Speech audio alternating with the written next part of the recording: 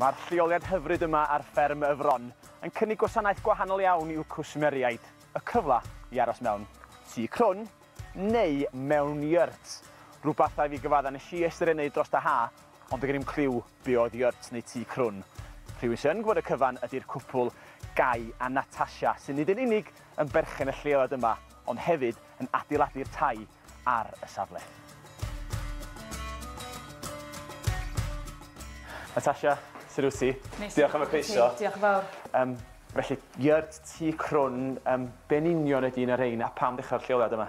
Wel, mae Yurt yn dod yn wreiddiol o Mongolia, Kazakhstan, ond yn y wlad yma mae pobl yn aros mewn Yurt i wneud glampio.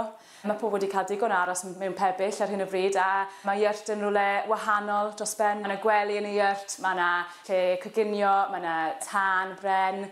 Bod dim Wi-Fi na ffoniau symudol, mae'n lot haws na cael amser lib mewn pabell. Wnaethon ni rhyw 5 mlynedd yn ôl penderfynu fod rhaid arallgyfeirio'r fferm yma, felly wnaethon ni meddwl am setio fyny lle glampio, gan bod glampio yn dod yn boblogaidd iawn ddyddiau yma. Mae Gai, fy marn ni, wedi dylunio'r Yurt Tŷ Crwn yma mwyn i ni cael priodasau ar y fferm. Ac yn gyfleus iawn, ar gyrion y maes glampio, mae yna eglwys fach brydferth a'i hanes yn mynd nôl canrifoedd. Eglwys Fair a Chirig yn deillio o'r canol oesoedd. Mae wedi lleoli rhyw 4 canllath o Gastell Cosan, sef Castell Montabeili canol oesol, a o fewn un o'r ffermydd oedd yn rhan o abati Hynny Wener Daf yn y gorffennol. Sim unrhyw gofnod ysgrifenedig ar glawr sy'n disgrifio ffynhonnell yr eglwys, ond credir bod corff yr eglwys wedi adeiladu ar ddiwedd y 15fed ganrif. Pan brynodd fy rieni'r fferm yma rhyw 20 mlynedd yn ôl, daeth y fferm yma gyda'r eglwys, ond oedd yr eglwys wedi cael ei ddinistrio yn y 50au. Felly rhyw 2 flynedd yn ôl, wnaeth rieni fi penderfynu ailadeiladu'r eglwys.